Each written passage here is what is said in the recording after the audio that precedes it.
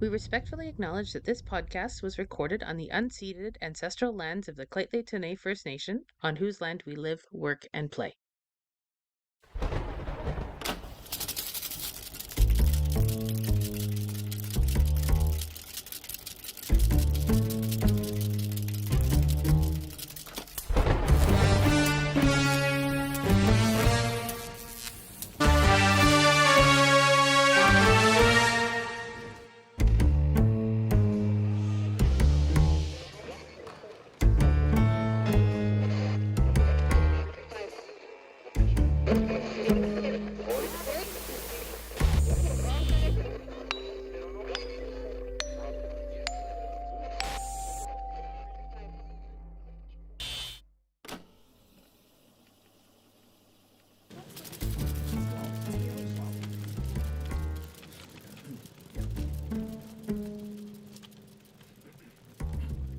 Hello, I'm Pam. Welcome to the Confessions of a Nerdy Girl. I am your host, and on today's episode, we are going to be talking about small town conventions.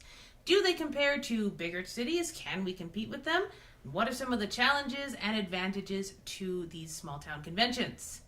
Today's guest is Leah. Leah is a self-proclaimed horror nerd and has been involved with conventions for over a decade. Please join me in welcoming Leah.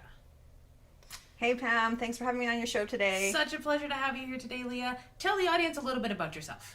Well, I am a one-woman creative agency, meaning that I do graphic design for print and websites, copywriting, social media, content creation and management, and like all of that is kind of how I fell into conventions. So for all of the shows that I work for, well, there's currently 4 of them, I do all their socials and their websites, and I'm the one that's on the floor during the show creating the FOMO, so you can see in real time of like why you should be there and hanging out with us.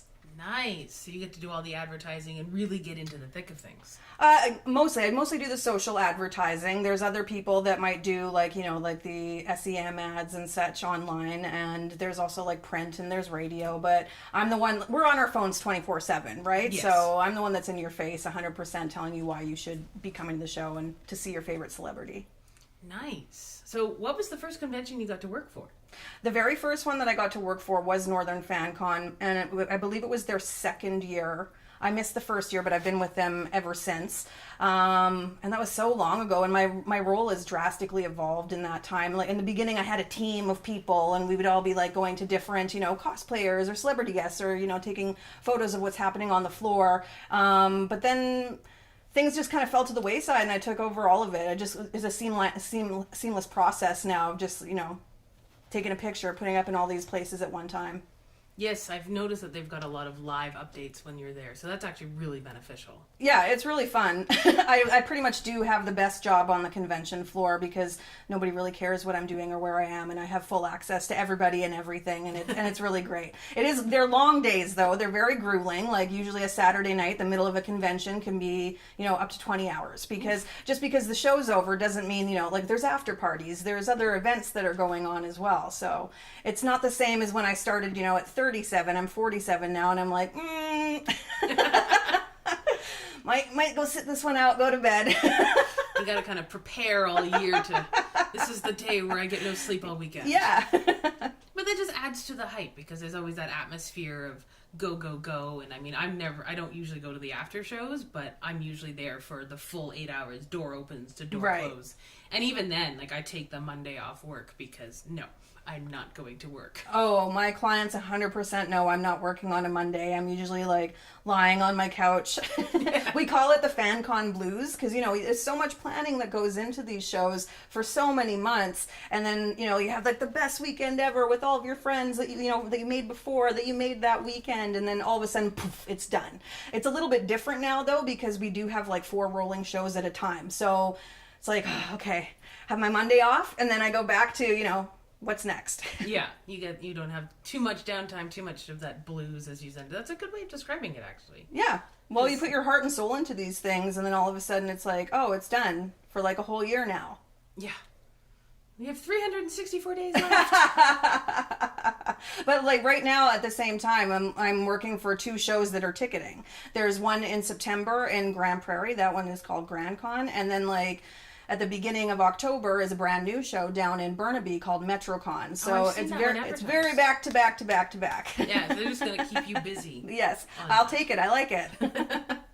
That works really well. But with the small town conventions, because FanCon it's 3 days, it's comparatively small to even the ones that we have locally, like Edmonton, Calgary, Vancouver. 100%. How does it compare?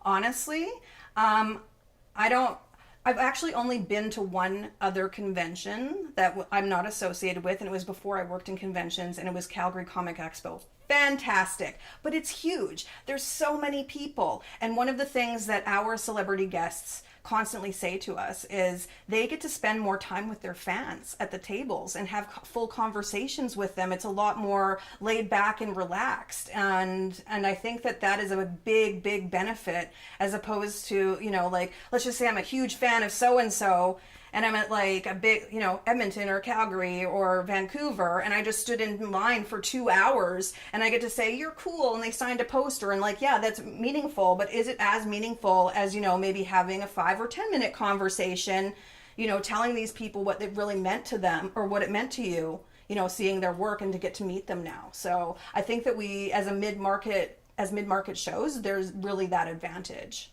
Yeah, I've had multiple long conversations. I even got a hug from one of our celebrity guests. Who was it? Summer Cloud. Oh, very nice. Yes, she's lovely. Yeah, and I don't know if that would happen at a bigger convention. I mean, maybe it really depends. I have friends that work shows at like Texas Frightmare, where they have like the entire cast of Scream to deal with, and then there's like 50 other guests, and they're just like back to back to back.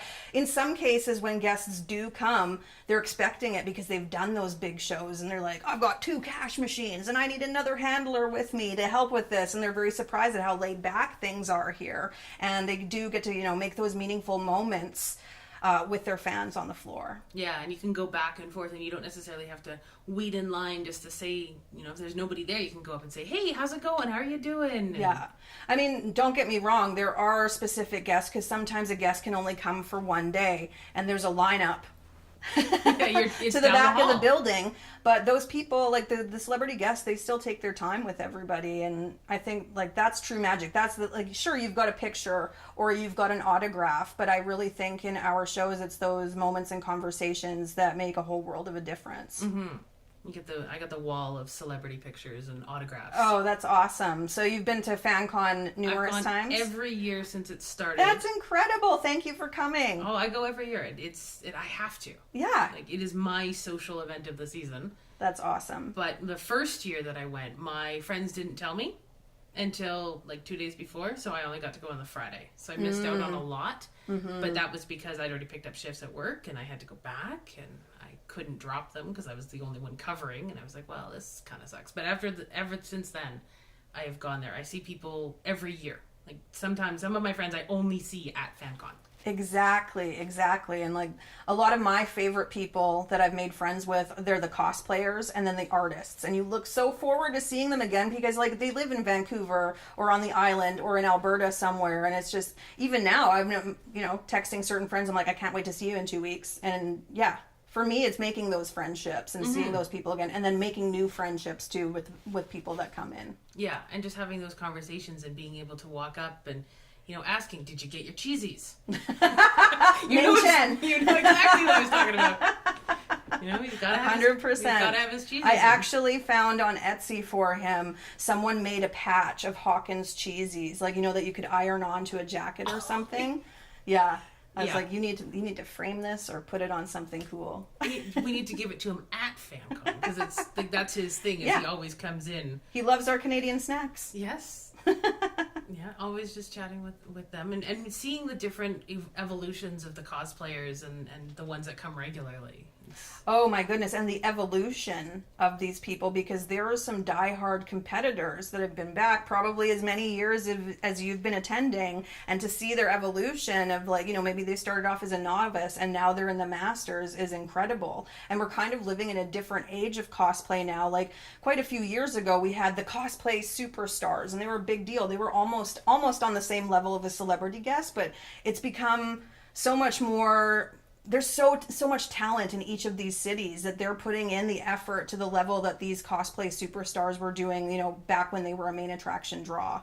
And I love it. I love seeing it. It's usually Saturdays at every show I go to is the big cosplay contest. And it's one of the biggest draws of the entire weekend. Yeah, it's really interesting to see. Like, I will cosplay on Saturday. I don't tend to cosplay Friday or Sunday, but I'll cosplay on Saturday. And it's just really cool to see everyone come in their costumes and what they've created. And we've mentioned it in a previous episode, you don't need much more than cardboard and duct tape.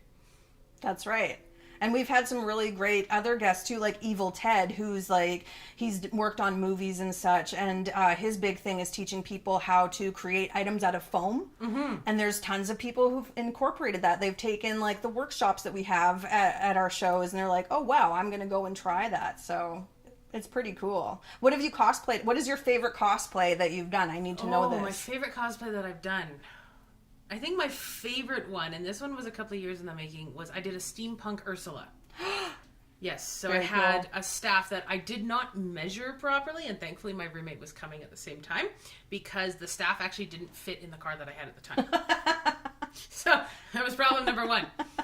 I had a wig on, which was very hot. It was a very hot day. And then I have this awesome purple corset that's got little steampunk chains on it. And so I put that on, put a skirt on, and I was walking around as steampunk Ursula for the whole day. That's amazing. Yeah. I really wish that I could participate. I'm sure that people would let me participate in cosplay if I wanted to. Halloween is in my heart. If I can make somebody uncomfortable on actual Halloween, I know I've succeeded in my costume choices. It would be fun to participate one day. Why don't you dress up?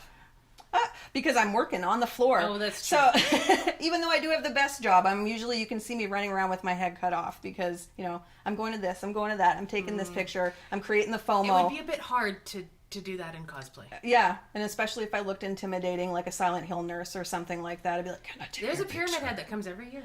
Amazing. I know. They're incredible. Yeah, they're amazing costumes. I don't recommend, if you're going to start cosplaying, to start with a corset. They're surprisingly comfortable, but also very uncomfortable at the same time. Because you can't move effectively. You cannot bend. You cannot twist. You are kind of sitting very straight. But fashion and cosplay are pain, so... That's true. This is very true. Yeah, I still have the staff, actually. It's sitting in my costume box, or Awesome. costume room. Awesome. Yeah, that was a fun staff to make. I actually took that from Evil Ted's got a Foam Fanatics Facebook group. And I reached out to that group and said, okay, this is what I'm making, help. And I got tons of help. And some of them sent me pictures of what they had done. And I was like, okay, that's not the level I'm going for. That's way too detailed. I love the cosplay community. They're really good people, and they all want each other to succeed. Yeah, I've never competed. I don't compete. I think that you should. I haven't seen your steampunk Ursula, but that sounds like it could be a contender. You should try one year. You really should, even if you just start off on a novice level. I think you'll love it. It would be. I mean, I'm working on another one for next year, so we'll see if I get that one done. 2 years ago, so 2020. No, it was 2024. I went as a steampunk Alice in Wonderland. Awesome. That was probably my second favorite. I've probably seen some pictures. You've seen it. I had a blue dress with a petticoat on underneath, and the petticoat was super wide. So I mean, you couldn't miss me. with a key staff that I had made. I'm very good at making staffs. Good. They're just gonna get better. Yes, and they're fun. They're actually, and that one I measured properly, so I knew it fit in my car. I learned from a couple of years ago. We're not gonna do that again.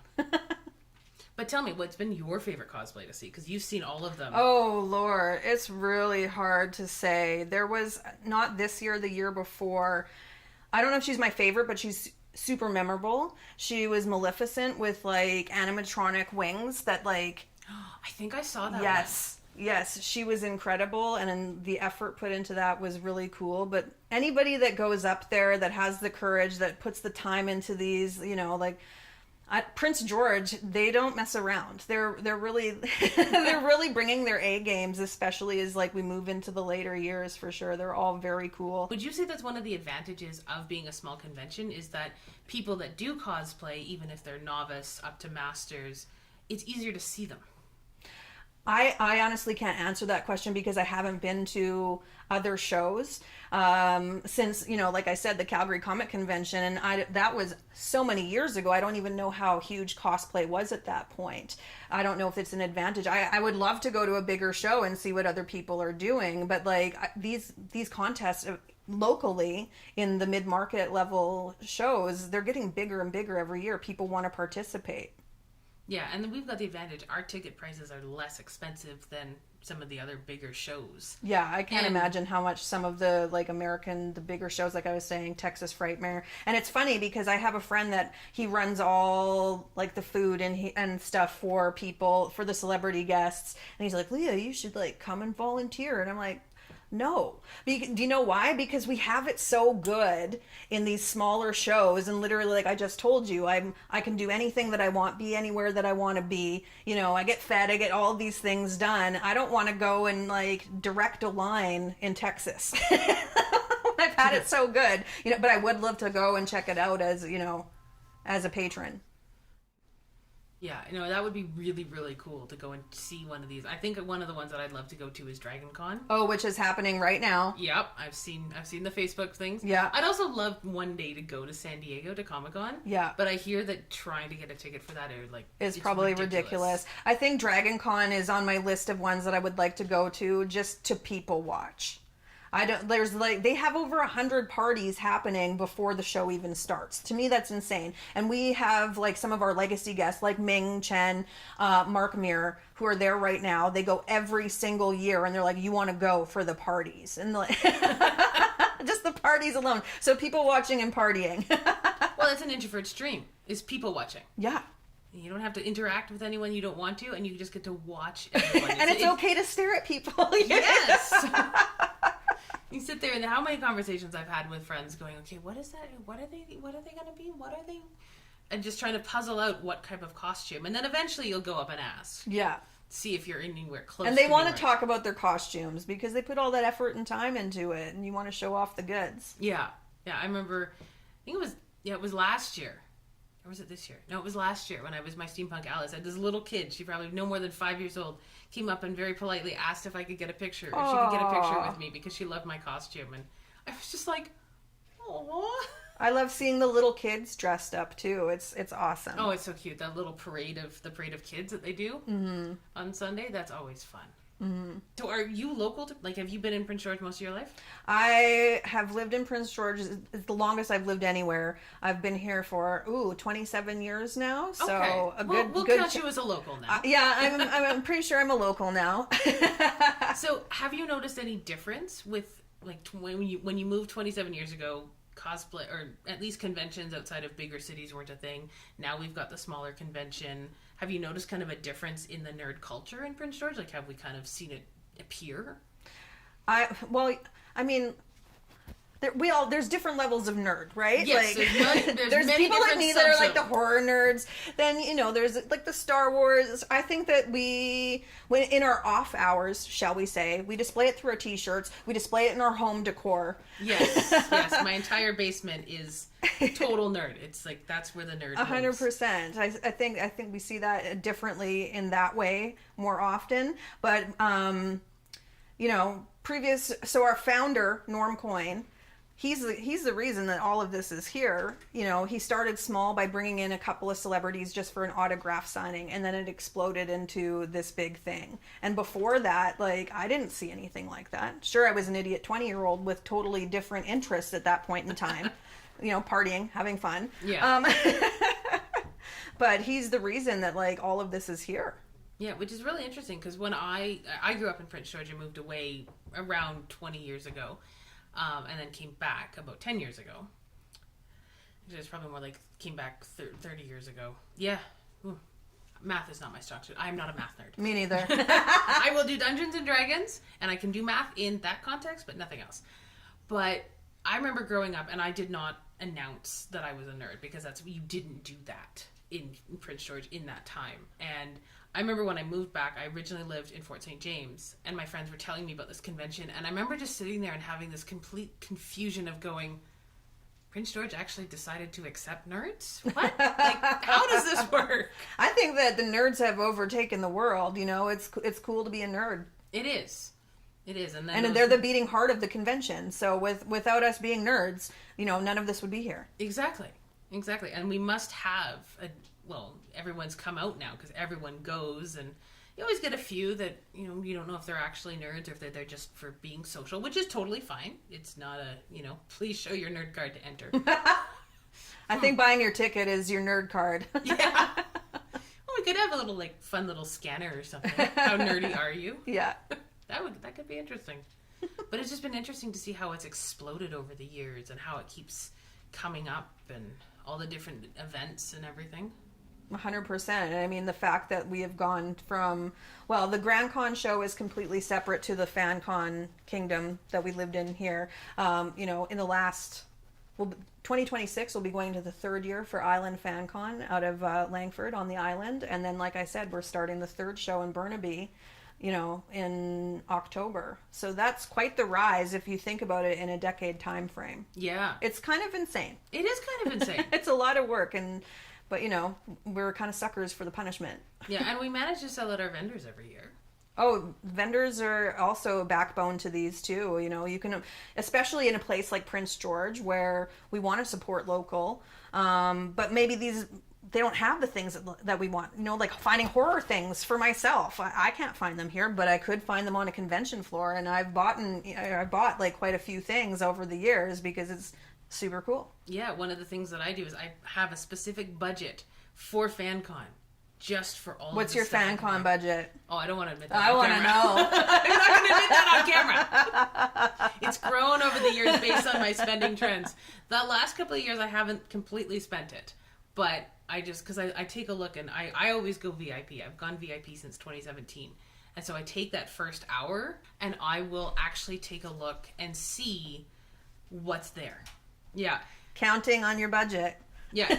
Well, and then I like it because they announce the celebrity guests ahead of time. So I make a list. Okay, right. I need this ticket. And so I will go and I will take a look at what the cost is. How much is this going to cost me? Okay, so I put all that money aside so I know that I can cover that. And then I go and do all my shopping. Right. That's a good plan. Yeah, I mean, I did admittedly one year buy a 3-foot tall Snorlax. And I walked proudly through the convention to take it to my car. But those types of things, they help you make friends everywhere you go, from like point A to your car where you got to go put them in there because it's eye-catching and people want to know about it, right? Oh, everyone asked me about it. I got people a lot of stops and stares, and a couple of people went, "You didn't," and I said, "Oh, but I did." And I'm sleeping with it tonight too. It sits on my couch. I lie on it every night.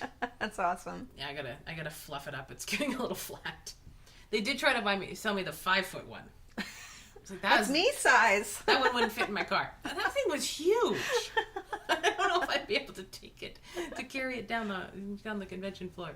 But just little fun things like that. And I don't do a lot of shopping on Saturday just because I'm usually in costume and it's usually a little bit harder. And it's also the busiest day usually. It is the busiest day. Everybody and their dogs coming out on a Saturday to the show. I've had friends and people that I know go, "Well, what day should I go?" And I'm like, well, if you want good deals, go on a Sunday because that's when everyone's trying to get rid of all their merch. If you want to see everyone and everything, Saturday's your day. Yeah, that's true because like I mentioned before, some celebrity guests only come for one day and it's a Saturday. Yeah, they're always going to be there on the Saturday. Yeah. And that's when you get your panels and your cosplay contests. And I mean, you can't go to the convention without seeing the cosplay contest, competing or not. Yeah. I always make sure that I've got my butt in that arena looking. Yeah. I always go down. Every year I'm watching. I think there was one year that I missed, but it was a friend's birthday party. Well, you're a good friend. It was a big birthday. I couldn't exactly be like, no, it's all right. So gotta go to FanCon. It was a hard choice. Usually I completely clear that weekend. Yeah. Soak the feet because it's hard. That's the other thing. Wear sensible shoes. Oh, yes. You have to be prepared when you go to a convention, 100%. I've made the mistakes in the past. I'm like, I've got to look cute still on the floor in my nerdy outfit, and then my feet have paid the price, even with good shoes, because in a lot of these places, we are in arenas with concrete floors. Even my cosplay girlfriends who come as guests, they're like, look at my toenails. They're all black after I wore them. That's very true. I mean, I design most of my costumes around sensible shoes.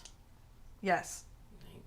Next year is if the costume works, it kind of... You wear your cute shoes for the after parties. Yes. Yeah, this one, if it works, it'll be the first time I'll be wearing heels. But they're comfortable heels. I can wear them at work all day. So we'll see how we do. Yeah. We gotta get the costume to work. It kind of didn't work last year. And I didn't have enough time to finish it. I'll get it done for this year. You'll get it done. I'm going to look for you this year on the floor for sure. I'll be like, it's Pam. Yes. Well, my costume always stands out. Good. Well, then you should be competing. I don't know. I haven't competed, not because I don't want to, but because I put so much effort into it that I feel that, like, if I didn't win something, I would just get so depressed that I wouldn't do it the next year. That's kind of my thought process. You got to reach the peak level. It's not about winning. It's about being up there and participating. That's true. And this is the most ambitious costume I've ever gone with. Okay. Everyone that's watching this right now, peer pressure Pam to participate next year. 2026, baby! And of course, I do know of several people that have been in the competition and won the Masters. So you bet that they're going to be messaging me going, okay, you need to compete. You are not helping. I'm not here to help. I'm just here to entertain people. Well, there we go. There we go. But if you could dress up, like, let's say you got like... Oh, something horrific, obviously. I'm not going to deviate and be cute or sensible. I want to be something gross and make people feel uncomfortable like it's Halloween. And I know that's twisted, but that's what goes on in my little black heart there. So I'm 100% like gore horror to the nines. So we're looking more like so soft. Like past Halloween costumes, like I said, I did a Silent Hill nurse, and I build masks out of plaster strips, so the stuff that you make casts out of. And then I also did the Freak Bride from the Purge series. She was fun. And then I have my own creations, which would never fit into a cosplay contest, but they terrify the poop out of people. So one of my favorites was Little Red Riding Hood morphing into the big bad wolf, so her face is all torn apart, and then she's got the teeth coming out. I've seen something similar like that on Pinterest. Oh, nice. Where they've got like the wolf coming down the side and stuff. Those ones always look really cool. Yeah, that's one thing that's just for me is the Halloween and making masks. It's been a few years, and I know it's weird to say, but if people are uncomfortable around me and these, it makes my day. But that is why you are a horror nerd. Yes, that's right. Right, which, that might be an interesting twist on a convention. There are many horror conventions down in America. We have a couple in Canada on the East Coast. I haven't been to them, unfortunately, but it's definitely a niche, and they're happening out there. In last October, I went to Las Vegas for Joe Bob's Jamboree. I don't know if you've ever, on Shudder, there's a show called The Last Drive-In with Joe Bob Briggs. And I made a ton of internet friends because of that, because it's a tweet-along situation. Actually, my boyfriend I met from there as well, and he lives in California. Hi, Jay. But Joe Bob used to do jamborees. I don't think they're doing them anymore. And at an actual drive-in. And last year, I'm just going to say my peak guest of all time. They actually asked me to come and help, even though I was going. Because they're like, you don't care how celebrities treat you or what their reactions are or if they're divas. Would you like to come babysit John Carpenter for me? And I was like, all the swear words, yes. And he sits at the top of my list of all celebrities. Because, I don't know, 10 years in, you don't really get, at least for myself, super excited. There's still certain people I'm like, oh, I really want to meet that person. Their work means something to me. But John sits at the top. And it was my job to walk him from the trailer back to the stage because we were watching The Prince of Darkness with him, and so all my job was just like open the door and be like, you've got 5 minutes. And he cornered me at one point, made it to the door before me, and he's like, you should come inside. And I was like, oh no, because I'm very well versed in my P's and Q's with celebrity people. And he's like, no, you should really come inside. And I was like, okay, John Carpenter, like, I'm not going to argue with you. And I got to sit inside with him. He told me about filming The Thing in Stewart, BC, because once he found out I was from Canada, he thought that was super cool. And Yeah, he was awesome. And then at the end of the night, he was like, I really liked hanging out with you. And that's when my nerd brain actually exploded inside of my head. And I was like, I liked hanging out with you too, John Carpenter. I kept it cool like that whole time until he said that to me. And that's my favorite celebrity interaction. Last year, though, I have to say, or this year, sorry, I'm living in different years because, there's different shows at different times. This year... my favorite at FanCon was hands down Graham Greene because he's a Canadian national treasure, and I loved meeting him. And I think he likes to mess with people and pretend that he's a crotchety old man, but he's is just amazing. I love him. He was my highlight this year for sure. Did you get a chance to meet him? No, I think I watched a panel, and whenever I was over there, he wasn't there. Oh, he was another one that was only one day. Yeah, he was only one day. So who sits at your top of all your meet and greets? Of all my meet and greets, I think the top one that I will admit to full on screaming when I found out. Oh, you're one of those. Coming. Oh, okay. When they were coming. Okay. When they were coming. not when they were coming. Face. No, but there's an embarrassing story related Oh, great. to this. I love it. I'm here for it. Was John Barrowman. Oh, yes. Yes. The funniest man we've ever had on stage in FanCon in all the years. Just fantastic. Yeah, he was absolutely amazing. And so I'm a huge fan of his. And so I was like, oh my goodness, he's coming. It was very exciting. And then I get up there and I'm like, I'm not going to gush like a little squirrel, girl. I'm not going to gush like a little squirrel. And what do? I gush like a little squirrel, go with a crush. And I was just like, I am mortified. Aww. He took it in stride though. I'm sure. Yeah, I got very excited when Lou Diamond Phillips was coming because Young Guns was my preteen life forever, and I did get to interview him because sometimes I get to go into a private studio and do interviews with these people, and I waited until the very end of the weekend to tell him what Young Guns meant to me, and by that point we already had a rapport, and he just looked at me and he was like, shh, and he backed away and went out of the room and didn't care how much I loved Young Guns, Lou. Aww. No, he was just messing with me. But there are certain people that it's just like, oh yeah. Like in MetroCon coming up, it's going to be a Battlestar Galactica reunion. There's a buttload of people that are coming. And to me, I'm very excited to meet Callum Keith Rennie because my favorite Canadian film of all time, hands down, is Hardcore Logo. I had to read it in college. We watched it. And then I went to a Headstones concert and got to hang out with Hugh Dillon, and he signed my VHS copy of Hardcore Logo. And like I've just loved Callum, so I'm really looking forward to meeting him. So someone that, there are still people that I'm like, ooh, I'm excited for this. Don't be a dork when you meet him and be like, I love Hardcore Logo. But it's okay if you are a dork because I have done that many times, and I'm still here to tell the tales. Very true. I think my favorite, like, if we were to group celebrities, are the ones that aren't, like, the star-studded, like, John Carpenter's, John Barrowman and stuff. I like the ones that are a little bit less famous because they're down to clown and come out and have a good time with us afterwards, and go to an after party or something. And go to a dive bar with Ming Chen. Go to a dive bar and drink blue shots with Ming Chen for sure. The people that are up for anything, because that adds to the creation of the moments, the things that you remember, the friendships that you create. Yeah, no, those are great.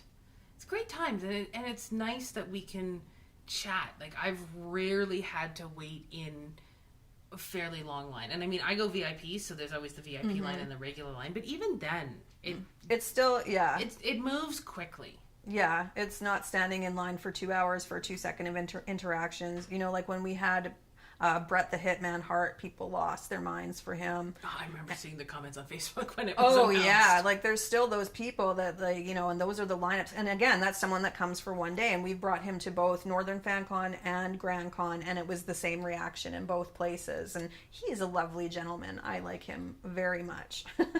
Yeah, I don't think I hadn't got the chance to meet him. I think I was doing other things, but he always had a line at his table. Yeah, 100%. Yeah. Have you gone to any of our After Dark events? Not in the last couple of years. I did WrestleCore in, was it 2022? Oh, WrestleCore was electric. Electric. That was good. And we were seated where we were sitting. me and a couple of friends, we were right up to close to where the chair, so he got thrown out of the ring and knocked over all the chairs. I think there's a picture of it that Christos took, and it's one of my favorite pictures. Like, I have a picture from the other side. We're literally in the row behind. There's all the people behind are like, yeah, and the guys lying in the chairs. I love that. Like, that's actually Bret Hart the same year he came, and it was the first year, like, he hadn't been in a wrestling ring in many years, and he had introduced the show, so that was a huge deal. And the WrestleCore people are just unbelievable. And to me, the most amusing thing was like little tiny kids yelling, "Kill him!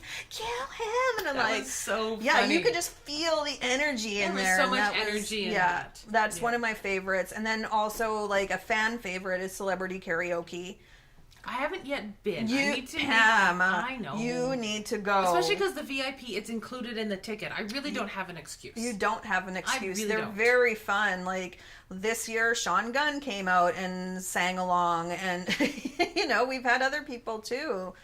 Sky Borgman. Obviously, Ming sings all the time. It's just fun. And it's it's not the vibe of like, oh, I'm going to go and like hang out with that celebrity. Like, everyone's just very collective and they're having fun for the same thing together. It's just very laid back and a really good time. One of my other favorites, which I'm going to make a point of going to Celebrity Rock-a-Rokie this year. God, I have to. Like, I don't have a reason. I really don't. But one of the other favorite ones that I did, I think Mark Meir did the One Man Walking Dead. That's right, he did, and that was fantastic. So good. I was just thinking about that the other day because he still does a ton of improv out of Edmonton. He's constantly busy, and I was like, oh yeah, that's right. He did One Man Walking Dead for us a few years ago, and it was fantastic. He should have actually done that this year with Carrie Payton being there. I like Kari. He was a very, very nice man. Yeah. Oh, he was a delight. A gem. And he can smolder. Yeah. I have a picture to show you that proves that. You have many. This conversation, you already have 3 pictures to show me at least after this conversation is done. Like I said, I have a wall, and I don't even have all of my pictures up. I haven't got photo frames for them yet. But I have a wall, and it's just so much fun to go and chat with all these people and such. In some respects, like, yes, I'm like you. I want to go and see one of the bigger conventions because I hear that, you've got a different energy, a different atmosphere. But I like being able to walk around, and I've had full-on conversations with guests. Mm-hmm. And just, there's been nobody there, so I've just walked up and said, hi, how's it going? And this is after I've gotten the picture, and it's just been really, really cool. It is cool. And then just like making friends in general of non-celebrities, even people that you meet that like come to the convention every year as a con goer. I only see those people once a year. Or I love my cosplay girlies. Like, they have become really in my life, like really important friends all these years later. And then like I said, some of the artist guests are my favorite people as well. Like, I love Andy Poon and John Gallagher. Like, when we get together, we are surprised we don't go to jail just for our hilarity and bad choices we make. So what happens FanCon weekend stays in FanCon. I mean, maybe.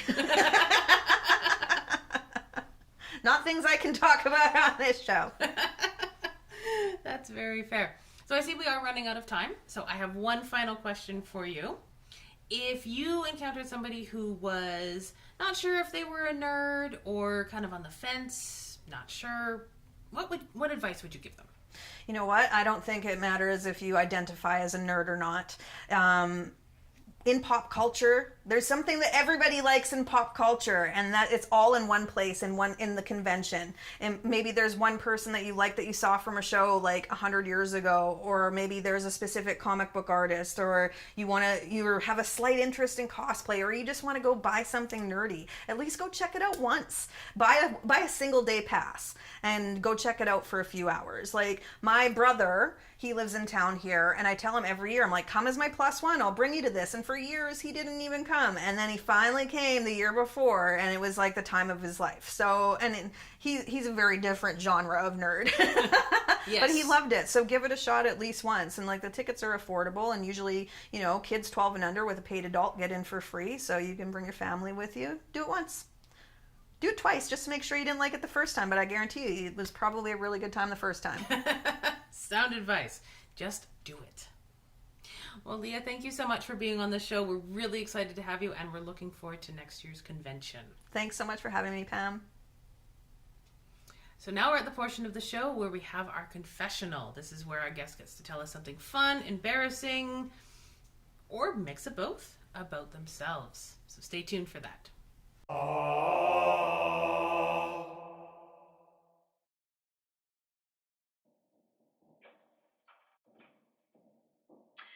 Hi, I'm Leah, and my confession is I was thrown to the lion's den after 20 years of not interviewing anyone, and the first person I had to interview was Edward James Olmos.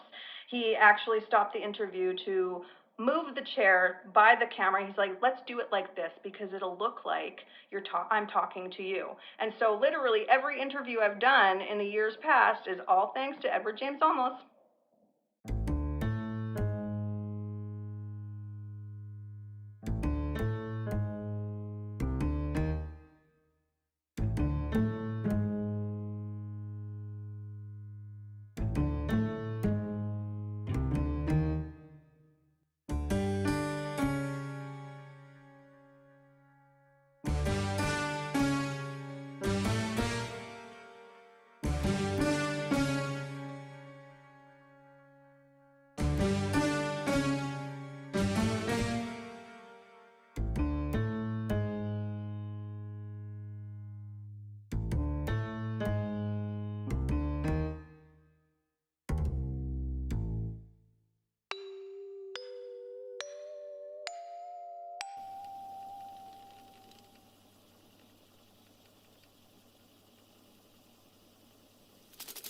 Relax and zen.